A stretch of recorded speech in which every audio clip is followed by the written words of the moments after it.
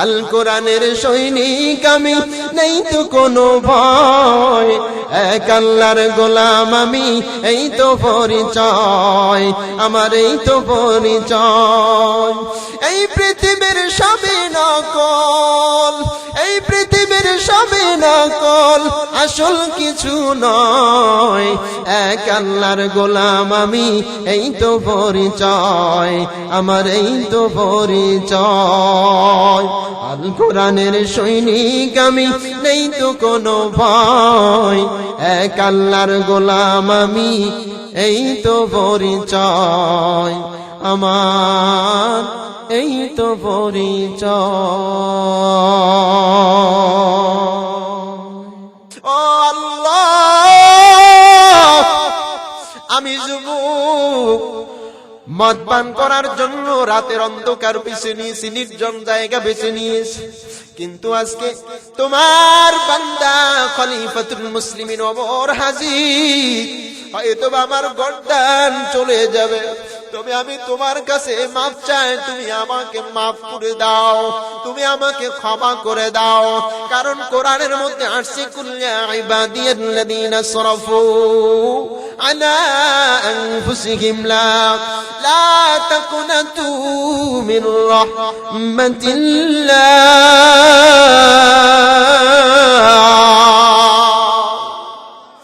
বান্দা তুমি যত গুনাহ করো না কেন, আল্লাহর রহমতে নিরাশ হও না। বান্দা তুমি যত অসুস্থতার মধ্যে পড়ো না কেন, সবরের জায়গা থেকে নিরাশ হও না। বান্দা তুমি যত পরিস্থিতির মধ্যে, খারাপ পরিস্থিতির মধ্যে পড়ো না কেন, আমার আল্লাহর উপরে ভরসা করো, আল্লাহর উপরে নিজের মনের সঙ্গে একটা সম্পর্ক লাগায় তওবা করে নাও।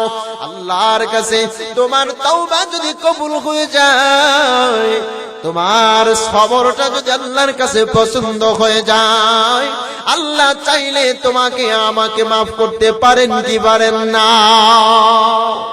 যুবক, আল্লাহর কাছে জীবনের সর্বশেষ আকুতি আরজি জানাই, ও মালিক, মদের বোতল নিয়ে যদি ওমরের সামনে আমি দাঁড়া যাই, আমি যুবক, আমাকে আর বাঁচতে দিবে না খলিফাতুল মুসলিমিন। সুতরাং তুমি আমাকে মাফ করে দাও, তুমি আমার জিন্দেগির সব গুনাহগুলো, সব ভুল ত্রুটিগুলো মাফ করে দাও। আমি আজকে থেকে প্রতিজ্ঞা করলাম, আর জীবনে মদ খাবো না, মদ খাবো না। এই তওবার মধ্যে যুবকের সময়টা কাটতেছে, খলিফাতুল মুসলিমিন সামনে হাজির হয়ে গেছে। ডাক দিয়ে বলে, আরে যুবক, কি ব্যাপার, রাতের গভীরতায় এই জায়গায় কি করো একা? বলে, খলিফাতুল মুসলিমিন, আমি তো কিছু করছি না, আমি আমার কাজে আসছিলাম, সামান্য কিছু কাজ। বলে, তোমার হাতের মধ্যে কি লুকায়িত মনে হচ্ছে কিছু একটা ভিতরে? বলে, না না। বলে, কি আছে বের করে দাও। যুবক থরথর করে কাঁপতেছে, থরথর করে কাঁপতেছি, মনে হয় যেন এবার আমার গর্দান চলে যাবে খলিফাতুল মুসলিমিনের হাতে। যুবকের হাত থেকে যখন বোতলটা বের করা হয়, নেওয়া হয়, ওই যুবকের বোতলের মধ্যে আর মদের কোনো কালার, মদের কোনো আকার, মদের কোনো গন্ধ খুঁজে পাওয়া যায় না, খুঁজে পাওয়া যায় না। বলে, কারণ কি?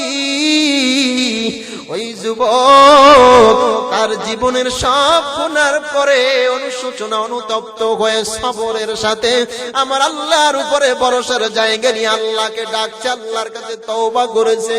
বিনিময়ে আমার আল্লাহ তওবা কবুল করে মদের বোতলের মধ্যে দুধ দ্বারা পরিপূর্ণ করে দিয়েছে।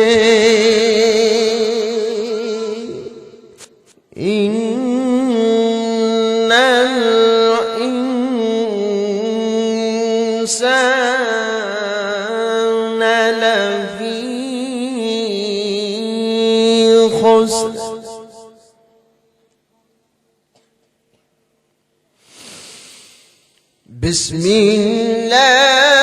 বিসমিল্লাহির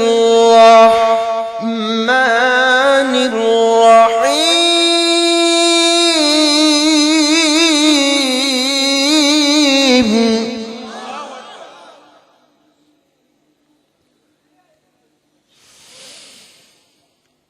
والعصر إن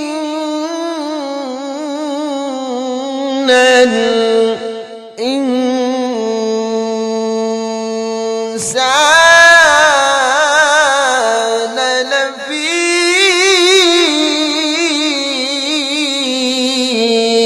خسر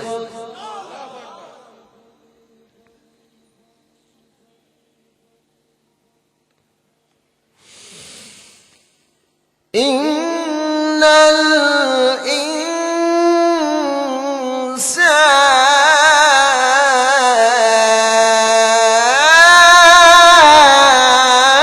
الإنسان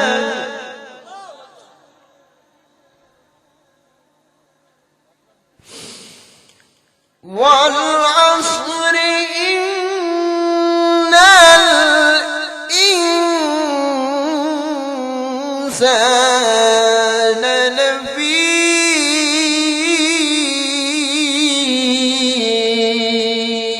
خسر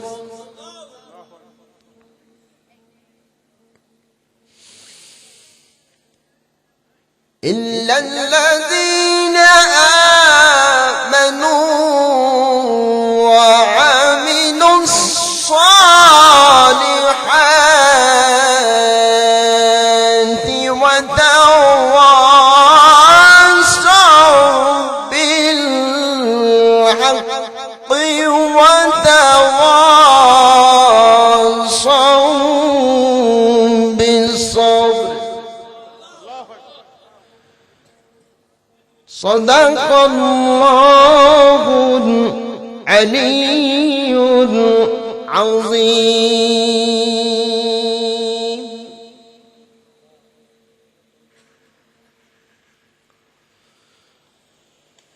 তেলাওয়াত শুনতে আসলেই ভালো লাগে না খারাপ লাগে? আল্লাহ আমাদের কোরআনের সহি এবং শুদ্ধ করে তেলাওয়াত করার তৌফিক আমাদেরকে নসিব করুন, সবাই বলুন আমিন।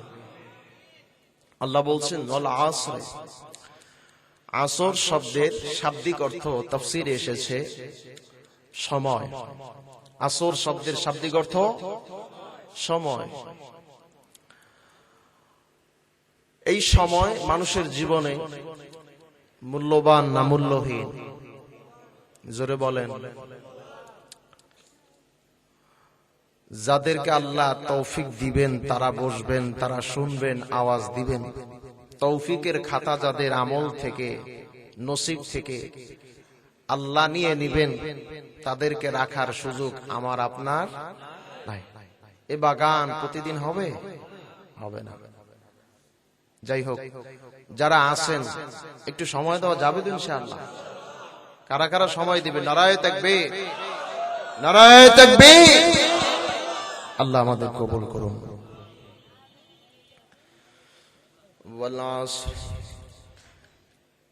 মানুষের জীবনে সময় বড় মূল্যবান। সময়ের সঠিক ব্যবহার যিনি করেন তার জীবনটা সহজ হয় না, কঠিন হয়। ব্যবসায়ী 2 লক্ষ টাকা দিয়ে দোকানে মাল উঠাইছে, যদি দোকানের পিছনে সময়টাকে সঠিকভাবে দেয় তাহলে ওই ব্যবসা বাড়বে না থামবে? কত পরিমাণ বাড়বে? বলে একটা সময় তার ঢাকার বাড়িতে কোনো জায়গা ছিল না, জমিন ছিল না। আজকে সে 2 লক্ষ টাকা, 1 লক্ষ টাকা পুঁজির বিনিময়, সময় আর শ্রমের বিনিময় আজকে সে একটা ভিটা এবং একটা জমিনের মালিক হয়ে গেল। কথা বলেন ঠিক কিনা? সময়ের সঠিক ব্যবহার যিনি করবেন তার জন্য দুনিয়ায় শান্তি, আখিরাতেও শান্তি আছে না নাই? আছে। এজন্য মুফাসসিরিন কিরাম বলেন, আল্লাহর কোরআন সাক্ষী দেয়, হাফিজু আলাস সালাওয়াত। আল্লাহ শুধু সময়কে উল্লেখ করে এই সূরাকে কেন্দ্র করলেন না, আল্লাহ সময়ের পাশাপাশি তাফসীরের মধ্যে আসছে আসরের নামাজের কসম কাটলেন আমার আল্লাহ। বলে আসরের নামাজ এমন একটা নামাজ যেই নামাজটা দিনের শেষের অংশে আদায় করতে হয়, যেই নামাজটা এমন একটা মুহূর্ত আদায় করা লাগে, যেই মুহূর্তটা মানুষ হয় বাজারে থাকবে, না হয় দুপুরের খানা শেষ করে আরামের বিছানায় একটু বিশ্রাম করবে। আল্লাহ বলেন, আমি আল্লাহ মানুষের জীবনের অতীতের কসম কেটে বললাম, আমি আল্লাহ মানুষের জীবনের বর্তমান চলমান সময়ের কসম কেটে বললাম, আমি আল্লাহ মানুষ যেই ভবিষ্যৎকে কেন্দ্র করে কত স্বপ্ন দেখে, কত আশা, কত ভরসা নিয়ে আগায়, আজকে ডাল ভাত খায়, কালকে ভালো খাওয়ার আশা করে টাকাটা ব্যাংকে জমায়, নতুবা ঘরের আলমারির মধ্যে জমায় কি জমায় না? জমায়। বলে কেন জমায়? আজকে কষ্ট করবে, আগামী দিন যাতে শান্তি করা যায়। আমার আল্লাহ বলেন, আমি আল্লাহ ওই ভবিষ্যৎ, ওই আগামী দিনের কসম কাটলাম।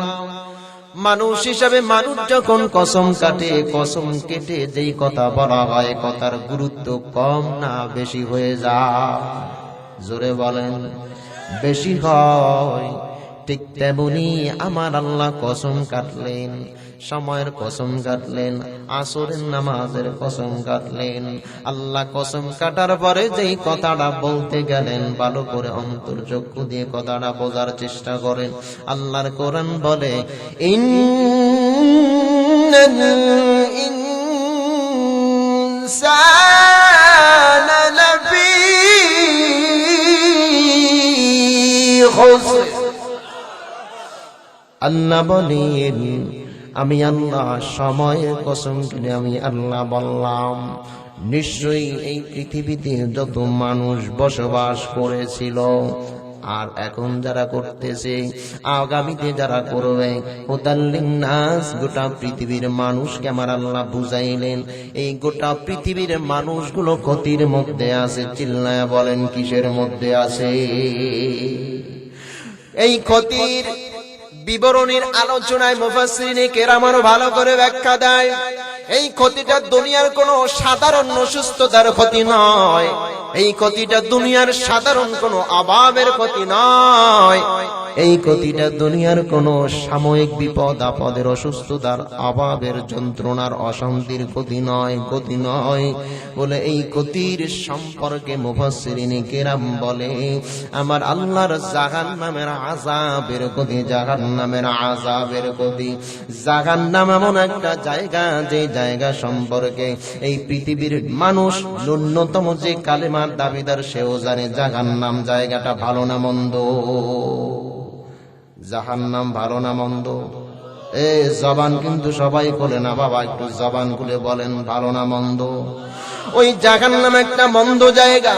জাহান্নামের আশা কেউ করতে চায় না, জাহান্নামে যাওয়ার কথাও কেউ জবানে আনতে চায় না, জাহান্নামের চিন্তাও কেউ মনে আনতে চায় না। বলে কেন চায় না? বলে বুঝে দেখো, খুঁজে দেখো, শুনে দেখো, ওই জাহান্নামের আযাব এতটা কঠিন হয়ে যাবে। আল্লাহর কোরআন বলে, ইয়াউমা ইয়াফিরুল মারউ মিন আখিহি ওয়া উম্মিহি ওয়া আবিহি। ওই কঠিন কিয়ামতের ময়দান যখন অনুষ্ঠিত হয়ে যাবে, সন্তান দাঁড়ায় যাবে, মা দাঁড়ায় যাবে, বাবা দাঁড়ায় যাবে, বন্ধু দাঁড়ায় যাবে, নেতা দাঁড়ায় যাবে, কর্মী দাঁড়ায় যাবে। একটা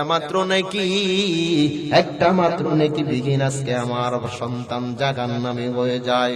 সন্তান বলবে, বাবা দুনিয়ার জিন্দেগিতে কষ্ট কম করলা না, আজকে এই জাহান্নাম থেকে বাঁচার জন্য একটা মাত্র নেকি প্রয়োজন। আমি তোমার সন্তানের একটা মাত্র নেকি প্রয়োজন। ও বাবা, একটা মাত্র নেকি যদি তুমি আমাকে দাও, এই নেকি পেয়ে আমি সন্তান জাহান্নাম থেকে বেঁচে যাব। মুফাসসিরিনে কেরাম বলে, ইয়াউমা ইয়াফিরুল মারউ মিন আখি, আয়াতের ব্যাখ্যায় তাফসীরে, যে ওই দিন সন্তান পিতার সামনে যখন দাঁড়ায় এই কথাগুলো বলবে, ওই দিন সন্তানের সামনে পিতা তার পরিচয় দিতে চাবে না। কেন চাবে না? বলে এজন্যই চাবে না, আজকে কঠিন দিনে একটা নেকি কখনো কেউ দিতে পারবে না, দিতে চাবে না। কারণ যে যত নেকি আনছে, নেকির ফলাফল পুরস্কার কি আছে? আছে না নাই এটা দেখা যাবে কি যাবে না? আরো জোরে বলুন, যাবে কি যাবে না? সেই দিন ভালো কর্মের ব্যবস্থাপনা কি হবে দেখা যাবে। সুতরাং আল্লাহর কোরআন বলে ইন্নাল ইনসানা লাফি খুসর। আজকে যে মানুষটি অভাবী আছে, অভাবে পড়ে হাউতাস করে, এই অভাব থেকে আমার আল্লাহ কবে বাঁচায় দেবে? এই অভাব থেকে, এই অসুস্থতা থেকে, এই যন্ত্রণা থেকে কবে বাঁচবো? এই চিন্তা নিয়ে বান্দা পেরেশানির মধ্যে এই সমাজে বসবাস করে, আছে না নাই? এই ময়দানে অনেক ভাই আছে, অনেক বাবা আছে, তাকায় দেখেন মনের যন্ত্রণা, মনের অশান্তির বেদনা স্ত্রীর কাছেও বলতে পারে না, আছে না নাই? অনেক মানুষ অসুস্থতায় টাকা নাই, চিকিৎসা নাই, মৃত্যুর অপেক্ষা করতেছে। এই ক্ষতি আসল ক্ষতি না, এই বিপদ আসল বিপদ না, এই অসুস্থতা আসল অসুস্থতা নয়। আসল অসুস্থতা হলো আল্লাহর কোরআন বলে কিয়ামতের ময়দান যখন অনুষ্ঠিত হয়ে যাবে, আল্লাহর কোরআন বলে ফামান যুহন্না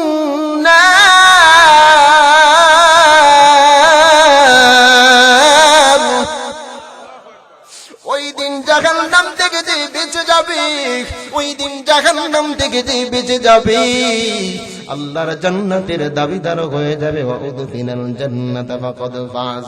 আল্লাহর কোরআন বলে ওই দিন যেই জাহান্নাম থেকে বেঁচে ওয়া উদখিলাল জান্নাতা, জান্নাতি মানুষ হয়ে যাবে, ওই ব্যক্তির মতন সফলতা অর্জনকারী মানুষ ওই দিন আর কাউকে খুঁজে পাওয়া যাবে না। চিল্লায় বলো সুবহানাল্লাহ।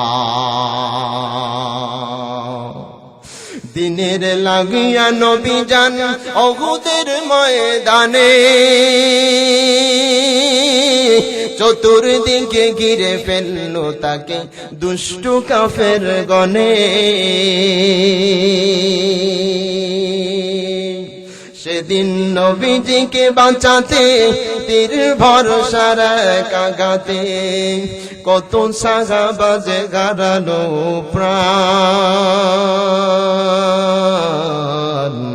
আমরা যে তার আদরের উম্মত, উম্মতের করলাম কি? রাসূল আমার আল্লাহর দোস্ত, আখেরি নবী, আমরা যে তার আদরের উম্মত, উম্মতের করলাম কি? লিল্লাহি তাকবীর। ওই নবী এসেছেন জাহান্নাম থেকে বাঁচানোর জন্য। ওই নবী দুনিয়ায় দাওয়াত দিয়েছেন, কোরআন নাজিল করা হয়েছে নবীর উপরে। কেন নাজিল করা হয়েছে? 63 বছর ধরে নবী কেন আসলেন, কেন দাওয়াত দিলেন, কি জন্য দুনিয়ায় 63 বছরের জিন্দেগি নবী আমার কষ্টে দুনিয়ায় শেষ করে দিলেন। ইয়া উম্মতি বলে, ইয়া উম্মতি বলে, কথা সত্য না মিথ্যা? আজকে সেই নবী এখনো ঘুমায়, এখনো ঘুমায়। ওই নবী এখনো ঘুমায়, এখনো উম্মতের জন্য নবী আমার পাগল পাড়া। এই মানুষগুলো জাহান্নামে যাবে, আমার নবী আপনার নবী এটা মানতে পারবেন না, পারবেন না। এই জন্যই আমার আল্লাহ কোরআনের মধ্যে জানায়, নবী হে জানায়া দেন ইন্নাল ইনসান, যেই মানুষগুলো ক্ষতির মধ্যে আছে, যেই মানুষগুলো জাহান্নামের মধ্যে আছে, এই মানুষগুলো যদি বাঁচতে চায়, এই মানুষগুলো যদি জান্নাতি হতে চায়, ও নবী জানায়া দেন তারা যেন তাদের জীবনে 4টা কাজ করে নেয়। জবান করে বলেন কয়টা কাজ? আরো জোরে বলেন কয়টা কাজ? কি আওয়াজ এরকম হয়ে গেল কেন ভাই? বক্সের আওয়াজটা দেন, হালকা হালকা রিভাব দিবে। হ্যাঁ, হালকা। সবাই বুঝতেছেন তো? আমি কিন্তু কোরআনের মধ্য দিয়ে ধারাবাহিক কথা বলার চেষ্টা করতেছি। এখন যদি না বুঝেন এটা আপনার ব্যর্থতা, কারণ কোরআন আমাদের সবার জন্য, কোরআন আমাদের সবার জন্য। আল্লাহ আমাদের বোঝার তৌফিক দান করুন। তাহলে প্রত্যেকটা মানুষ বিপদের দ্বার প্রান্তে, জাহান্নামের দ্বার প্রান্তে। এই জাহান্নাম থেকে বাঁচতে হলে কয়টি কাজ করতে হবে? 4টি কাজ। এটিকে আমি বললাম না আমার আল্লাহ বলছেন? জোরে বলেন।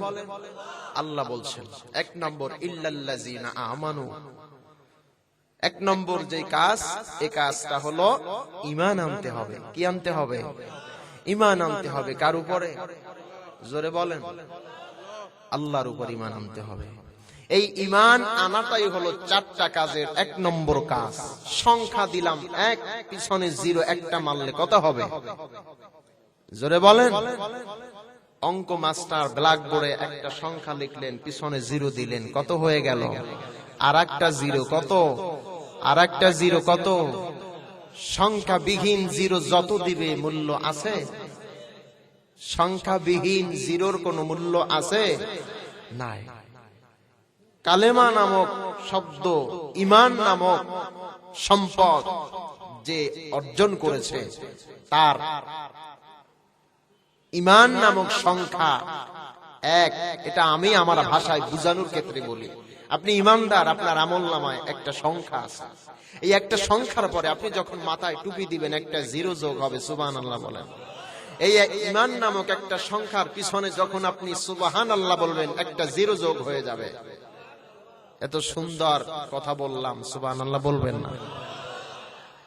একটা সংখ্যা, ঈমান নামক সংখ্যা যখন আপনার সিনায় বসায়া দিলেন, আপনি যখন আজান হয়ে যাবে, নামাজে দাঁড়ায় গেলেন, একটা 0 যোগ হয়ে গেল। সুবহানাল্লাহ বলেন। সুতরাং ঈমান যার আছে, আমল সে যত করুক তত তার সংখ্যা বাড়বে না কমবে? বেড়ে যাবে। আল্লাহ ঈমান সম্পর্কে অন্য একটা আয়াতে বলেন, ইয়া আইয়ুহাল্লাযীনা আমানু হাল আদুল্লুকুম আলা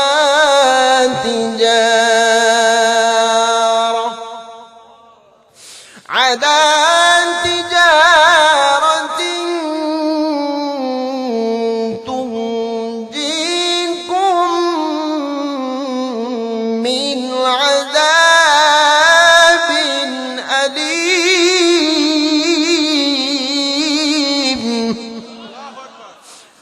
পয়গম্বর জানায়া দেন, যারা ঈমান নামক সম্পদ অর্জন করেছে, আমি আল্লাহ তাদের সঙ্গে একটা ব্যবসায়িক লেনদেন চালু করে দিব। আমি আল্লাহ ব্যবসায়িক লেনদেন একটা ব্যবস্থাপনা চালু করে দিব। আব্দুল্লাহ ইবনে সালাম, আল্লাহর নবীর প্রিয় সাহাবী, আল্লাহর রাসূলের কাছে প্রশ্ন করে, হে রাসূল, জাহান্নামের আযাব থেকে বাঁচতে চাই, ফর্মুলা কি আছে একটু বলে দেন। নবী আলাইহিস সালামের কাছে তখন হযরত জিবরাইল আলাইহিস সালাম এই সূরা সাফ আয়াতগুলো আনে হাজির করে দেন। সুবহানাল্লাহ বলেন। নবী হে, জানায়া দেন, যারা জাহান্নামের কঠিন আযাব থেকে বাঁচতে চায়, তাদের সঙ্গে আমার আল্লাহ, আপনার আল্লাহ একটা ব্যবসায়িক লেনদেন করতে চান। সেই ব্যবসায়িক লেনদেন হলো লা ইলাহা ইল্লাল্লাহ। ঈমান নামক সম্পদের মূল চাবিকাঠি হলো লা ইলাহা ইল্লাল্লাহ। কোন মাবুদ নাই কে ছাড়া। এ জবান খুলে বলো, কে ছাড়া? আল্লাহ ছাড়া কোনো মাবুদ নাই, মুহাম্মাদুর রাসূলুল্লাহ। জবান খুলে বলেন সাল্লাল্লাহু আলাইহি ওয়াসাল্লাম। এই কালেমা নামক সম্পদ যার অর্জন হয়ে গেল, তার জন্য ওয়ামিলুস সলিহাত, ওয়ামিলুস সলিহাতের ব্যাখ্যা তাফসীরে এসেছে, বান্দা তুমি ঈমানদার, কালেমা গ্রহণ করেছো, সঙ্গে সঙ্গে তোমার উপরে যদি তুমি যোহরের নামাজের ওয়াক্তের পরে যদি কালেমা পড়ো, যোহরের নামাজ ফরজ হয়ে যায়। বান্দা যদি আসরের নামাজের পরে কালেমা পড়ে, আসরের নামাজ তার জন্য ফরজ হয়ে যায়। বান্দা যদি মাগরিবের নামাজের পরে কালেমা পড়ে, মাগরিবের নামাজ ফরজ হয়ে যায়। এশার নামাজের পরে যদি বান্দা কালেমা পড়ে, এশার নামাজ তার জন্য ফরজ হয় না, সুন্নাত হয়, ফরজ হয়ে যায়। আল্লাহ বলেন ওয়ামিলুস সলিহাত। 1 নম্বর ঈমান আনার পরে 2 নম্বর আমলওয়ালা হয়ে যাও। 2 নম্বর আমলওয়ালা হয়ে যাও। এই আমলওয়ালা হইতে গেলে তোমার সামনে হক আর বাতিলের 2টা রাস্তা দাঁড়ায় যাবে। এই 2টা রাস্তার মধ্যে তুমি কোনটা গ্রহণ করবে, এটা তোমার ডিসাইড করতে হবে, তোমার সিদ্ধান্ত নিতে হবে। তবে সাবধান, সাবধান, এই সিদ্ধান্তের জায়গা যদি ভুল করো তাহলে এই ভুলের মাসুল কিয়ামত পর্যন্ত পৃথিবীর মানুষকে দিতে হবে। সময় আর সুযোগ জীবনে বারবার আসে, বারবার আসে না। আল্লাহর কোরআন বলে ওয়ামিনুস সলিহাত, তুমি ইমানদার হয়ে গেছো, তুমি আমলওয়ালা যদি হতে চাও, কোরআনের হক কথা যদি বলতে চাও, জমিনে দেখবে এই হক কথা সবার পছন্দ হবে না। কোরআনের সত্য কথা অনেকের গায়ে লেগে যাবে, ইমামের ইমামতি টিকবে না যদি সুদের সঠিক বয়ান দেয়, পর্দার যদি সঠিক বয়ান দেয়, নামাজ ছাড়লে কি হবে সঠিক বয়ান দেয়, তাহলে লক্ষ্য করে দেখা যাবে কমিটির মধ্যে কানাঘুষা চলে। ইমামকে পরিবর্তন করে নাও, তা না হলে সামনে আরো বিপদের সম্মুখীন দেখবা, তোমার মুখোশ উন্মোচন করে দিবে। আছে না নাই? কোরআনের হক কথা বলতে গেলে অনেকের গায়ে লেগে যায়, অনেকের দলে লেগে যায়, অনেকের পিঠে প্যাডে লেগে যায়। অনেক সময় এই কোরআনের হক কথা সহ্য করতে পারে না, এক পর্যায়ে সে রাগে রাগান্বিত হয়ে ফেটে পড়ে। আছে না নাই? আছে। কারণ আল্লাহর কোরআন বলছে যে কোরআনের সত্য কথা শুধু ইহকাল, এই বর্তমান সময়ে মানুষের গায়ে লাগে এমনটা না। এই কথাগুলো ইতিপূর্বে আল্লাহ রসুলের কাছে যখন এই কোরআনের আয়াতগুলো আসতো, আল্লাহ রসুলের এই আয়াতগুলো থামায়া দেওয়ার জন্য কাফেরেরা ষড়যন্ত্র কম করে নাই। কথা সত্য না মিথ্যা? মসজিদে নববীর মধ্যে নবী আলাইহিস সালাম কোরআন তেলাওয়াত করে আবু জেহেল বলে ওখানে যেও না, ওখানে যেও না তোমরা, অথচ আল্লাহর কোরআন বলে يريدون ليطفئوا نور الله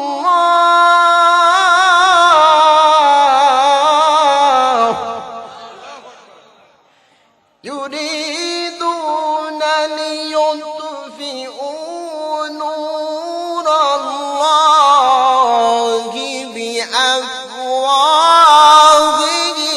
والله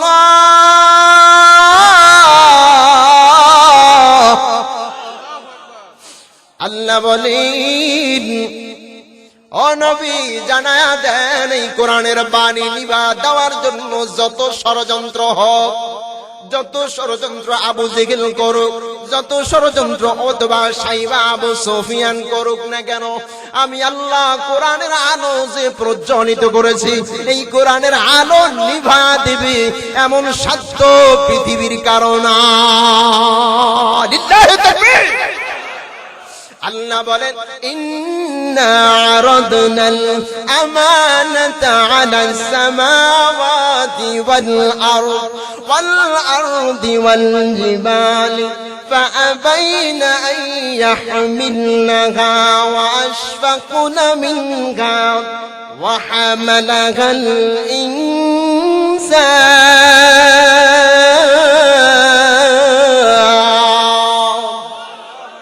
আল্লাহ বলেন আমি আল্লাহ কোরআনকে নাযিল করতে চেয়েছিলাম পাহাড়ের উপরে, পাহাড় সম্মতি দিছিল।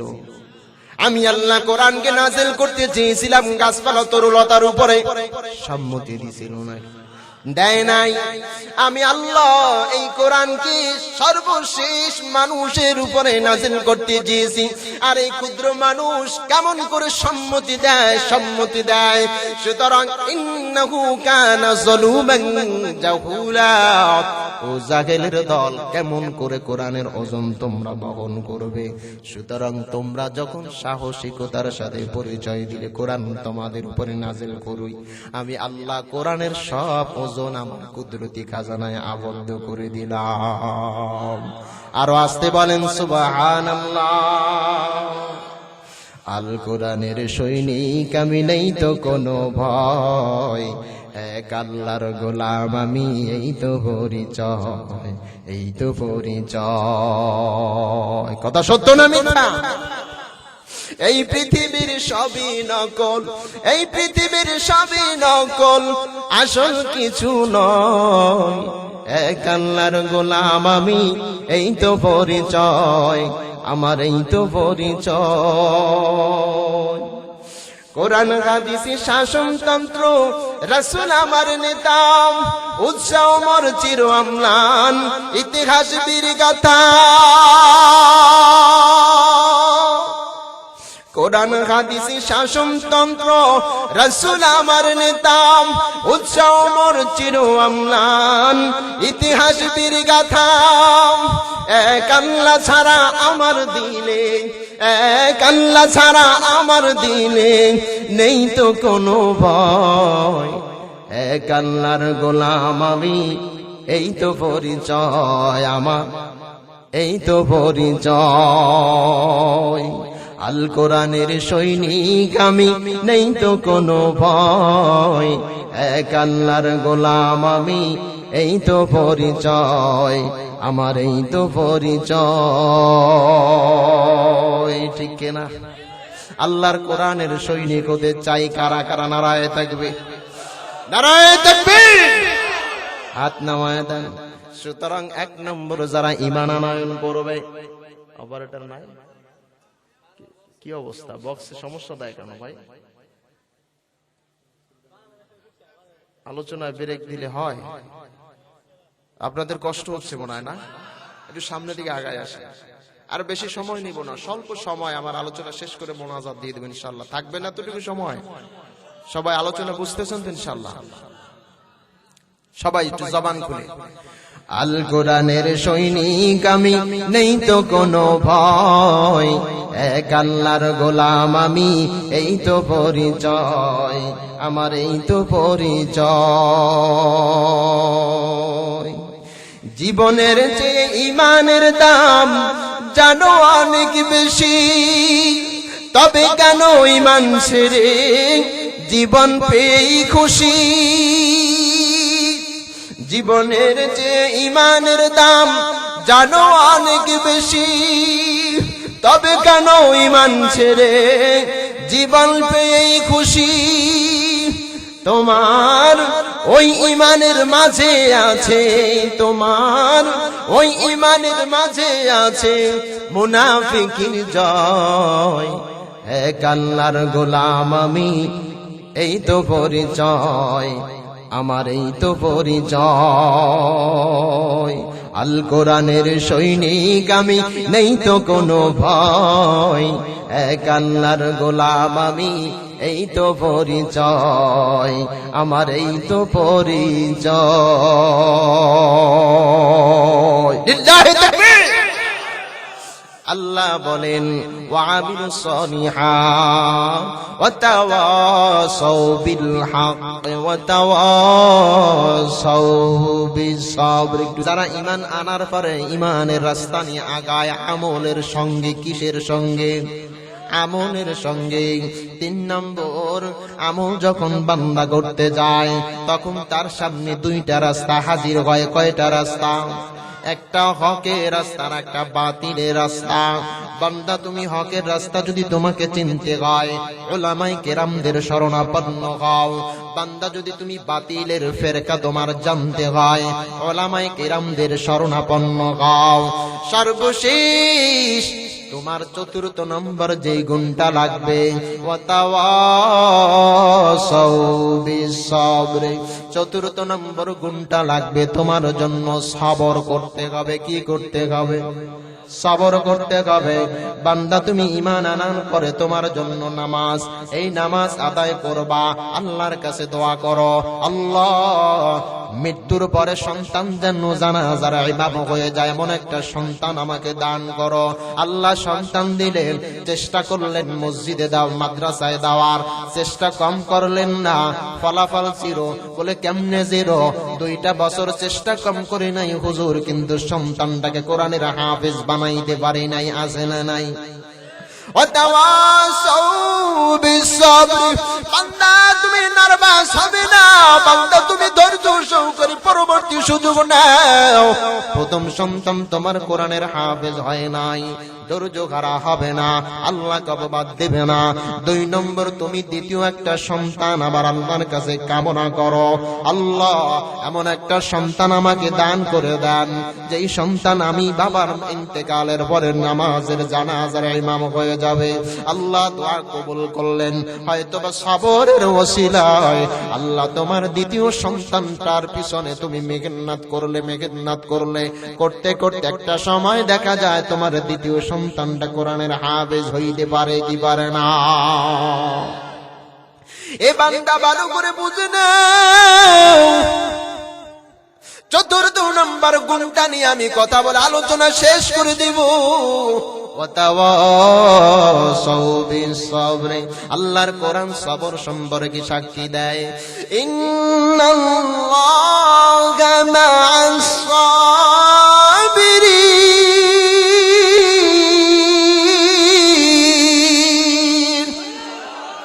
নিশ্চয়ই যারা সবরের রাস্তা নিয়ে গায় আমার আল্লাহ তাদের জন্য কোরআনে বলেন তাদের জন্য মহান মস্তবর একটা পুরস্কারের ব্যবস্থাপনা রেখে দিয়েছেন কে? এই জবানগুলো আল্লাহর নামটা বলো কে? এই সবরের পুরস্কার পেয়েছে হযরতে আবু বকর। জীবনভর কালেমা গ্রহণ করার পরে যত সম্পদ ছিল আল্লাহর রাস্তায় দান করে দিয়েছে। ধৈর্যর সহকারে আল্লাহর রাসূল যা বলেছে তা শোনার জন্য চেষ্টা চালায় গেছে। আশারায়ে মুবাশশারা 10 জন সাহাবী, টাকা দেখো তন্মধ্যে হযরত বিলাল একজন কালো কুৎসিত চেহারার মানুষ। এই কালো এবং কুৎসিত চেহারার মানুষ এই চারটা গুণে গুণান্বিত হয়ে যায়। 1 নম্বর, ঈমান আনার পরে বড্ড কঠিন পরীক্ষা তার সামনে হাজির হয়। হকের রাস্তায় থাকবে না বাতিলের রাস্তায় চলে যাবে। সামনে পরীক্ষা নেয় উমাইয়া বালুর মধ্যে শোয়ায়া দেয়। ওমরের উপরে পাথরের চাকাগুলো, পাথরের বড় বড় টুকরোগুলো বেলালের সিনার মধ্যে রেখে দেয়। বেলালের সামনে হকের রাস্তায় থাকবে না বাতিলের রাস্তা গ্রহণ করে মুহাম্মদ ইবনে আব্দুল্লাহর কালেমা ছেড়ে দিবে। পরীক্ষার সম্মুখীন হয়ে গেল। আমার আল্লাহর নবীর কানে চলে গেল, ইয়া রাসূলুল্লাহ, আপনার বেলাল কালেমা পড়ার কারণে, ঈমান আনার কারণে আপনার বেলাল আমল করার জন্য চেষ্টা চালায়। এই চেষ্টা উমাইয়া জেনে যায়। উমাইয়া জেনে যাওয়ার সঙ্গে সঙ্গে বেলালকে পরীক্ষার মধ্যে ফেলে দেয়। বেলাল, তুমি যদি মুহাম্মদ ইবনে আব্দুল্লাহ রাস্তায় টিকে থাকতে চাও তাহলে আমি উমাইয়ার শাস্তি তোমার জন্য অবধারিত হয়ে যাবে। আর যদি তুমি বেলাল মুহাম্মদ ইবনে আব্দুল্লাহর কালেমা ছেড়ে আমাদের ধর্মে তুমি দীক্ষিত থাকো তাহলে তোমার জন্য কোনো কষ্টদায়ক আযাব দেওয়া হবে না। সুতরাং তুমি কি করবে তাড়াতাড়ি জানায়া দাও। বেলাল তার জবান থেকে বলে, আরে উমাইয়া, আমি বেলাল, আমার বাড়ি নাই, ভাই নাই, বাবা নাই, গোলামের ঘরের গোলাম আমি বেলাল। আফ্রিকার একজন নিগ্রো কালো মানুষ, কুৎসিত চেহারার মানুষ আমি বেলাল। যেই মুহাম্মদ ইবনে আব্দুল্লাহ কালিমা গ্রহণ করে নিয়েছি, জীবন যাবে তবু ঈমান আনার পরে আমলের রাস্তা বন্ধ করতে পারবো না। জীবন যাবে আমলের রাস্তায় চলতে গিয়ে কখনো হক আর বাতিলের মাঝামাঝি পরে ঈমান ধ্বংস করব না। আমি আমার ঈমানকে বজায় রাখার জন্য, হকের পথে টিকে থাকার জন্য সবর যত প্রকার আছে, ধৈর্য যত প্রকার আছে আমি ধরতে রাজি। তবে শর্ত একটা, আমি ওই আল্লাহ নামের যেই ট্যাবলেট গ্রহণ করে নিয়েছি এই ট্যাবলেট আমার জীবন চলে যাবে তবু ছাড়ব না। আল্লাহর নবীর সাহাবী পরীক্ষা দেওয়া শুরু করে দিলেন। আর নবীর সাহাবী সবরের রাস্তা নিয়ে আগায়, সবরের রাস্তা নিয়ে আগায়। পাশ থেকে আল্লাহর নবীর প্রিয় একজন সাহাবী হেঁটে যায়। বেলালের দৃশ্য দেখে আর বেলাল জবান থেকে আহাদ আহাদ আহাদের আওয়াজ দেয়। নবীর প্রিয় সাহাবীর কলিজাটা অস্থির হয়ে গেছে।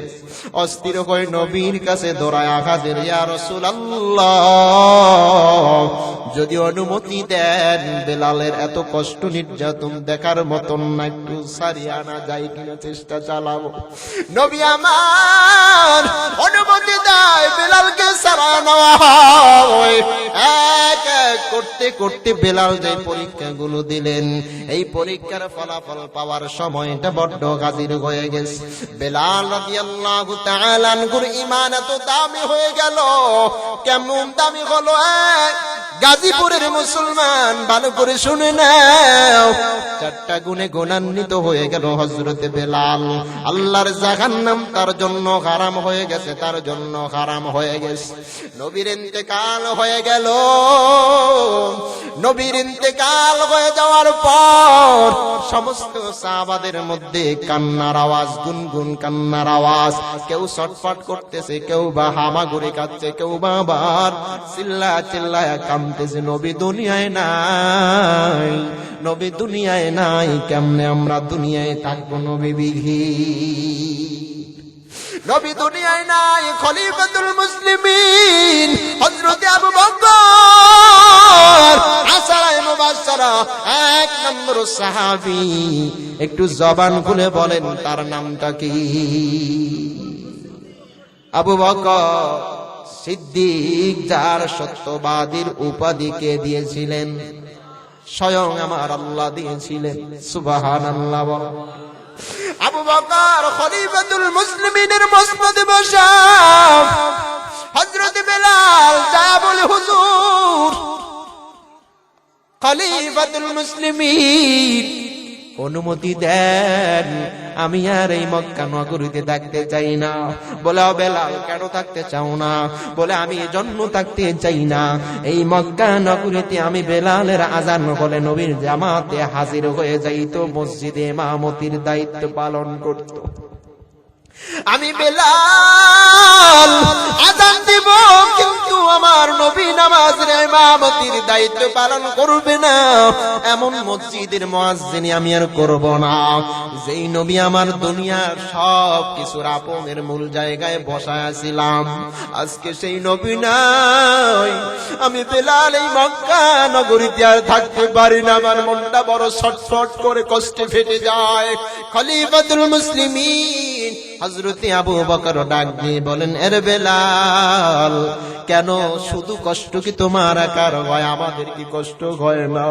বলে, রে আবু বকর ভাই, আপনি আপনার অন্তরের কষ্ট জমা রেখে আপনি চলতে পারেন, থাকতে পারেন, খাইতে পারেন, ঘুমাইতে পারেন, কিন্তু আমি বেলাল আমার ইমানটা এমন একটা সময় এনেছিলাম, আমার নবী ছাড়া দুনিয়ার কোনো আপনজন ছিল না, আমার নবী দুনিয়ার সব জায়গার সাথে ছিল, আমার নবী দুনিয়ায় নাই। এই জায়গায় আমি বেলাল চলতে পারি না, আমার দমটা যেন বন্ধ হয়ে যায়। অনুমতি দেওয়া হয়, বেলাল সিরিয়ায় চলে যায়। কিছুদিন যাওয়ার পর আল্লাহর নবী বেলালকে ডাক দিয়ে বলেন, কে রে বেলাল, অন্তরে কি একটু মায়া নাই? আমি নবীকে মক্কায় রেখে কেমন করে সিরিয়ার জমিনে থাকো? বেলাল রাদিয়াল্লাহু তাআলা আনহু হাজির। গাজীপুরের মুসলমান 4টা গুণে গুণান্বিত বেলাল জীবনের শেষ প্রান্তে তার পরিচয়গুলো কেমন ছিল একটু ভালো করে শুনেন। আল্লাহর নবীর প্রিয় সাহাবী হাদিসের মধ্যে আসছে, এমন একটা সময় মক্কায় অবস্থান করলেন, আল্লাহর নবীর রওজা মুবারকের কিনারায় বসে গেলেন। ওই মুহূর্তটা ছিল তাহাজ্জুদের মুহূর্ত। কিসের মুহূর্ত? তাহাজ্জুদের মুহূর্ত। হযরতে বেলাল ওই নবীর রওজার কিনারায় বসে বসে টুকরে টুকরে কান্না করে। কিছুক্ষণ পর মুয়াজ্জিন হাজির। মুয়াজ্জিন এসে দেখে বেলাল নবী আলাইহিস সালামের রওজার কিনারায় বসে বসে বেলাল কান্না করে। নবী রওজার কিনারায় বেলাল কান্নায় ভেঙে পড়েছে। মসজিদে নববীর নতুন মুয়াজ্জিন এই দৃশ্য দেখে অন্তরটা বড় আনন্দিত হয়ে গেছে।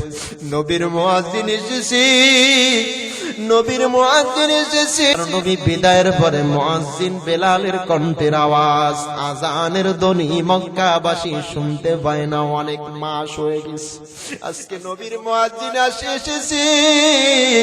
নবীর মুয়াজ্জিনের কাছে অনুরোধ জানায়, ও বেলাল ভাই আমার, নবীর ইন্তেকালের পর তোমার কণ্ঠের আজানের আওয়াজ আমরা আর শুনতে পাই না, বঞ্চিত হয়ে গেলাম।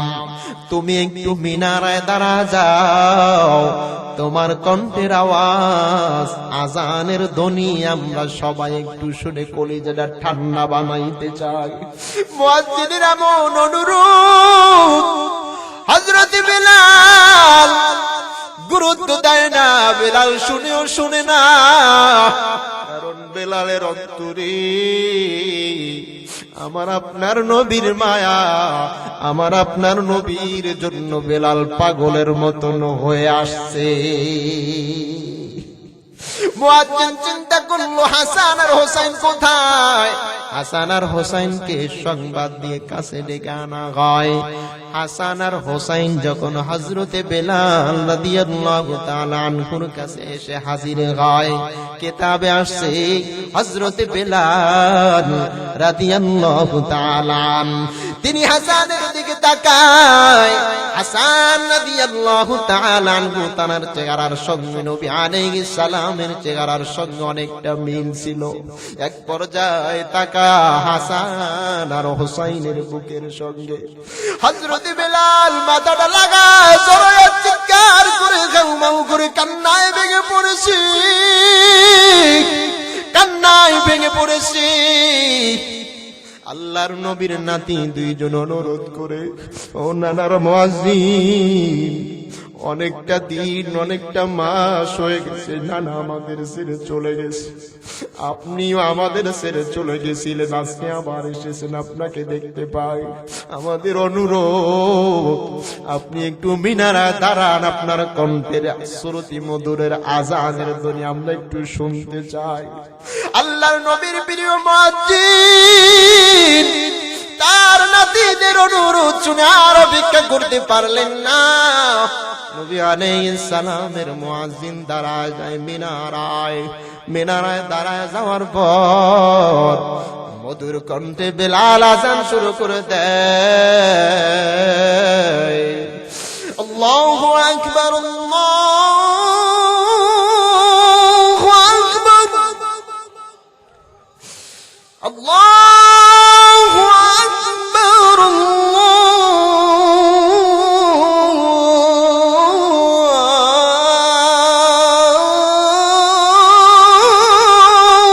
আকবার।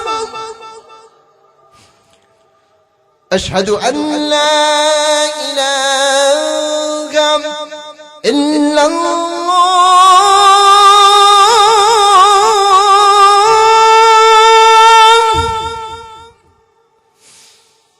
أشهد أن لا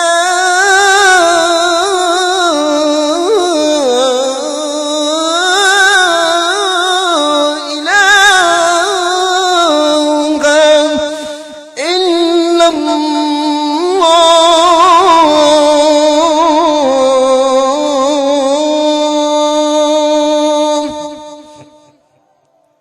কিতাবের মধ্যে আসছে বেলাল রাদিয়াল্লাহু তাআলা আনহু তিনি যখন তার জবান থেকে আযানের লফজগুলো বের করে দেয়, এক একটা লফজ শেষ হয়, দ্বিতীয় লফজ শুরু হয়ে যায়।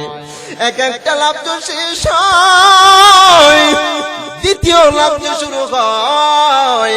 যখন জবান থেকে আশহাদু আন্না মুহাম্মাদুর রাসূলুল্লাহ এই লফজটা যখন বেলাল রাদিয়াল্লাহু তাআলা আনহু শুরু করে দিলেন, কিতাবে আসছে এই লফজটা বেলাল সম্পূর্ণ শেষ করতে পারলেন না, শেষ করতে পারলেন না। বেলাল রাদিয়াল্লাহু তাআলা আনহু জমিনে আস্তে অজ্ঞান হয়ে পড়ে গেছে। মদিনার মক্কার অলিগলির পুরুষ মহিলা বাচ্চাগুলো দৌড় শুরু করেছে। এরে মক্কার মানুষ, তোমরা কে কোথায় আছো? হাজির হয়ে যাও, নবীর মুয়াজ্জিন, নবীর মুয়াজ্জিন বেলাল। বেলাল এসেছে, বেলাল এসেছে। বেলালের কণ্ঠের আযানের ধ্বনি আমরা সবাই শুনতে পাই। সবাই দৌড় শুরু করেছে, নারী আর পুরুষ নাই, বাচ্চা আর বৃদ্ধ বনিতা নাই, সবাই দৌড়ায়া হাজির হয়ে গেল। টাকা দেখে বেলাল আর জমিনে দাঁড়ায় নাই বেলাল জমিনের মধ্যে পড়ে গেছে, অজ্ঞান হয়ে গেছে বেলাল অজ্ঞান হয়ে গেছে। কবিতার সুন্দর ভাষায় বলে, ওঠো বেলাল মিনারাতে সময় বয়ে যায়,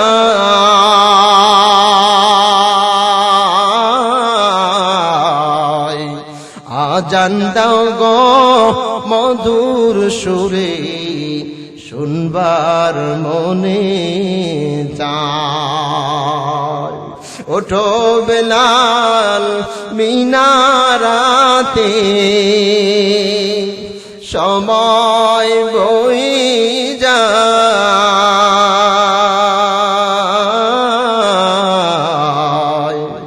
আজান দাও গো মধুর সুরে শুনবার মনে যায়। চারটা গুণে গুণান্বিত কে? আশারায়ে মুবাশশারা 10 জনের অন্যতম একজন সাহাবী। আজকে চারটা গুণে গুণান্বিত হয়ে যাওয়ার পর 1 নম্বর আল্লাহকে বিশ্বাস করেছে, 2 নম্বর রাসূলের অনুকরণ করেছে, আমলের রাস্তা নিয়ে আগায় বেলাল, সঠিক রাস্তা নিয়ে আগায় বেলাল।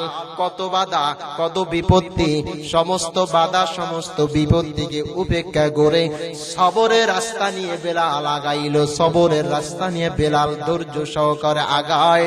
একটু বুঝে থাকলে জবান খুলে বলেন, বেলাল যে সবর করে সবর করতে করতে ওই যে জুলুম নির্যাতন নিপীড়ন সহ্য করার একটা পর্যায়ে বেলালকে আমার আল্লাহ মহান পুরস্কারে ভূষিত করছে কি করছে না? এই বেলালের মতন ইমানদারের বড় বাপ আশারায়ে মুবাশশারা 10 জন সাহাবী জান্নাতি। টাকা দেখো এক একজন সাহাবীদের জীবনের দিকে, কত বড় আমলওয়ালা, কত বড় আখলাকওয়ালা, কত বড় হাদিস জানলেওয়ালা, কত বড় মুফতি, কত বড় মুহাদ্দিস, কত বড় মুহাক্কিক। এক একজন সাহাবীদের জীবনের দিকে তাকাও, কত বড় জানলেওয়ালা। তাদের সন্তান ছিল, সন্তান থাকার পরেও তারা আল্লাহর একটা হুকুম ছাড়ে নাই। তাদের স্ত্রী ছিল, স্ত্রী থাকার পরও একটা হুকুম আল্লাহর ছাড়ে নাই। তাদের পরিবার ছিল, বাবা ছিল, মা ছিল, ভাই ছিল, বোন ছিল, সব, তবু তারা এক আল্লাহর উপর ঈমান আনার জায়গাটা কখনো দুর্বলতার চোখে দেখে নাই। একটু চিল্লায়া বলো, কথা সত্য না মিথ্যা? নারায়ে তাকবীর, নারায়ে তাকবীর। কাদের চোখের জলে আমি পাবো পরিত্রাণ, কোন জমিনের মাটি আমার হবে গোরস্থান? কথা ঠিক কিনা? কার কোথায় কোন জায়গায় মৃত্যু হবে এটা কি আমরা কি জানি? সুতরাং আল্লাহর কাছে তৌফিক চাই, আল্লাহ তাআলা আমাদের প্রত্যেককে ঈমানের সাথে যেন মৃত্যু নসিব করে। সবাই বলেন আমিন। আরো জবান খুলে জোরে বলেন আমিন। আমি আপনাদের সামনে 4টা গুণ নিয়ে আলোচনা করছিলাম, তাহলে সংক্ষিপ্ত সময় নিয়ে ফিনিশিং দিতে চাই। 4টা গুণ কি আছে আমাদের মাঝে? 1 নম্বর, আমরা সবাই ইমানদার আছি না নাই? 2 নম্বর, আমরা আমলও করতেছি কিনা? করতেছি না? আজান হয়, নামাজ সবাই পড়ে না, কিন্তু যারা পড়ে এরা তো আমল করতেছে কিনা? যারা করে না তারা আমল করছে না। 3 নম্বর, নামাজ পড়লে কি হবে, নামাজ ছাড়লে কি হবে এটা বুঝি আমরা, বুঝি না? যারা বুঝে হকের পথে অর্থাৎ নামাজের পথে চলতেছে তাদের জন্য আল্লাহর জান্নাত রেডি। কথা সত্য না মিথ্যা? অথবা সৌবি সবরে। এই 3টা কাজ করতে গেলে সবর নামক সম্পদ আপনার ভিতরে রাখতে হবে। অনেক মুনাজাত করেন, আল্লাহ আমাকে এইটা দেন, ওইটা দেন, এই সমস্যা ওই সমস্যা, সমাধান পান না। অনেকের এমন অনেক অভিযোগ ইমাম সাহেবের ভান্ডে জমা আছে, যে খোঁজ নিয়ে দেখেন। কত মুসল্লি আছে, হুজুর এত নামাজ পড়ে আল্লাহর কাছে সাহায্য চাই, কিন্তু আমরা পাই না। এটার কারণ কি? অথচ যে নামাজ পড়ে না ওর দেখেন কত শান্তর, কোনো ব্যারাম নাই, অসুস্থতা নাই, অ্যাক্সিডেন্ট নাই, বলে কি বলে না? বলে। অর্থাৎ ধৈর্য হারা হওয়া যাবে না। ধৈর্য নামক সম্পদের গুণ আমাদের ভিতরে যদি না থাকে, তাহলে আমরা কশিন কালেও আল্লাহর জান্নাতের দাবিদার হইতে পারবো? আরো জোরে বলেন, পারবো না। সুতরাং আসুন, ধৈর্য নিয়ে আমি একটি কথা বলবো ইনশাআল্লাহ, পরে মোনাজাত দেব। আপনারা থাকবেন তো? একটু জবান খুলে বলেন। আল্লাহ আমাদের কবুল করুন। ইন্নাল্লাহা মা'আস সাবিরিন।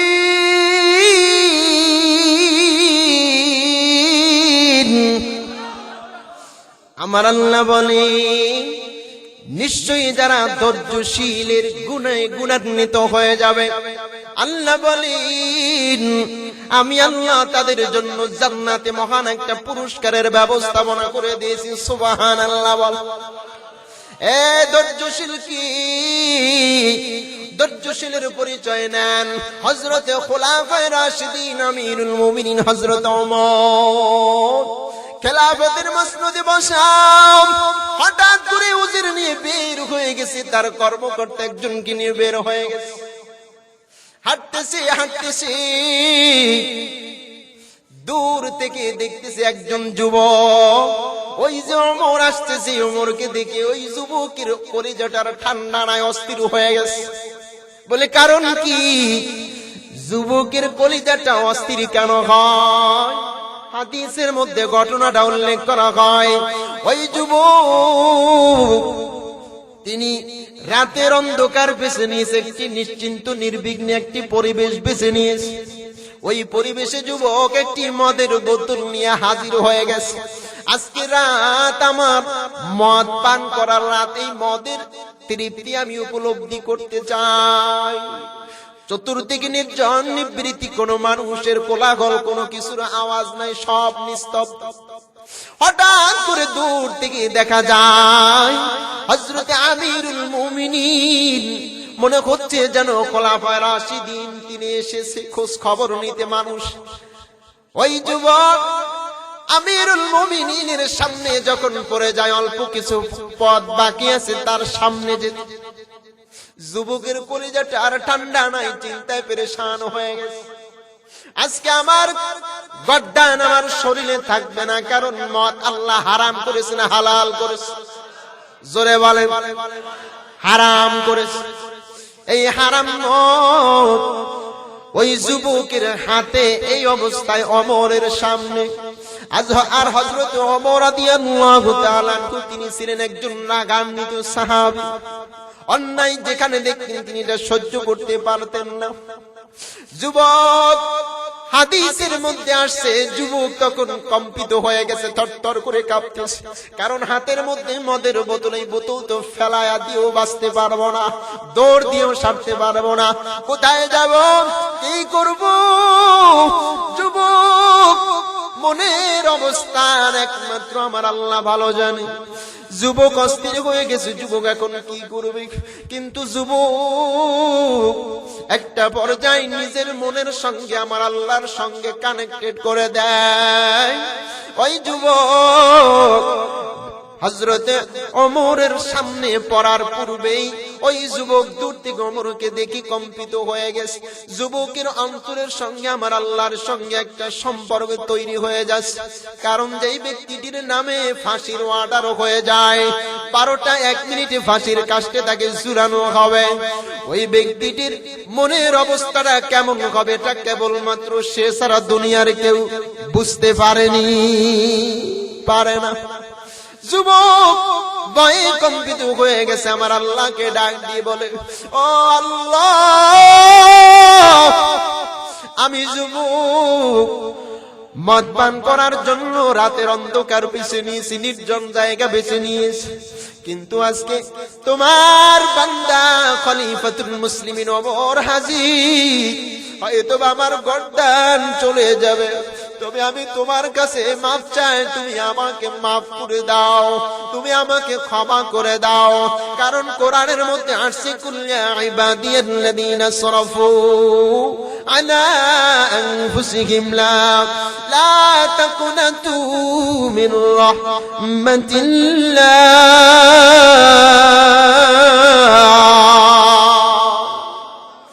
বান্দা তুমি যত গুনাহ করো না কেন আল্লাহর রহমতে নিরাশ হও না। বান্দা তুমি যত অসুস্থতার মধ্যে পড়ো না কেন সবরের জায়গা থেকে নিরাশ হও না। বান্দা তুমি যত পরিস্থিতির মধ্যে খারাপ পরিস্থিতির মধ্যে পড়ো না কেন আমার আল্লাহর উপরে ভরসা করো। আল্লাহর উপরে নিজের মনের সঙ্গে একটা সম্পর্ক লাগায় তওবা করে নাও। আল্লাহর কাছে তোমার তওবা যদি কবুল হয়ে যায়, তোমার সবরটা যদি আল্লাহর কাছে পছন্দ হয়ে যায়, আল্লাহ চাইলে তোমাকে আমাকে মাফ করতে পারেন কি পারেন না? যুবক আল্লাহর কাছে জীবনের সর্বশেষ আকুতি আরজি জানাই, ও মালিক মদের বোতল নিয়ে যদি ওমরের সামনে আমি দাঁড়া যাই, আমি যুবক আমাকে আর বাঁচতে দিবে না খলিফাতুল মুসলিমিন। সুতরাং তুমি আমাকে মাফ করে দাও। তুমি আমার জিন্দেগির সব গুনাহগুলো সব ভুল ত্রুটিগুলো মাফ করে দাও। আমি আজকে থেকে প্রতিজ্ঞা করলাম আর জীবনে মদ খাবো না, মদ খাবো না। এই তওবার মধ্যে যুবকের সময়টা কাটতেছে। খলিফাতুল মুসলিমিন সামনে হাজির হয়ে গেছে।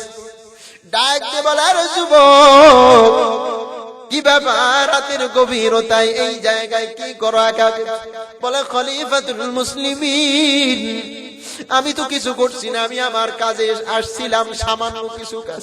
বলে তোমার হাতের মধ্যে কি লুকায়িত মনে হচ্ছে কিছু একটা ভিতরে? বলে না না। বলে কে আছে বের করে দাও। যুবক থরথর করে কাঁপতেছে, থরথর করে কাঁপতেছি, মনে হয় যেন এবার আমার গর্দান চলে যাবে খলিফাতুল মুসলিমিনের হাতে। যুবকের হাত থেকে যখন বোতলটা বের করা হয়, নেওয়া হয়, ওই যুবকের বোতলের মধ্যে আর মদের কোনো কালার, মদের কোনো আকার, মদের কোনো গন্ধ খুঁজে পাওয়া যায় না, খুঁজে পাওয়া যায় না। বলে কারণ কি? ওই যুবক তার জীবনের সব গুনার পরে অনুশোচনা অনুতপ্ত হয়ে সবরের সাথে আমার আল্লাহর উপরে ভরসার জায়গা নিয়ে আল্লাহকে ডাকছে, আল্লাহর কাছে তওবা করেছে। বিনিময়ে আমার আল্লাহ তওবা কবুল করে মদের বোতলের মধ্যে দুধ দ্বারা পরিপূর্ণ করে দিয়েছে। আল কোরআনের সৈনিক আমি, নেই তো কোনো ভয়, এক আল্লাহর গোলাম আমি, এই তো পরিচয় আমার, এই তো পরিচয়। এই পৃথিবীর সবই নকল, এই পৃথিবীর সবই নকল, আসল কিছু নয়, এক আল্লাহর গোলাম আমি, এই তো পরিচয় আমার, এই তো পরিচয়। আল কোরআনের সৈনিক আমি, নেই তো কোনো ভয়, এক আল্লাহর গোলাম আমি, এই তো পরিচয় আমার, এই তো পরিচয়।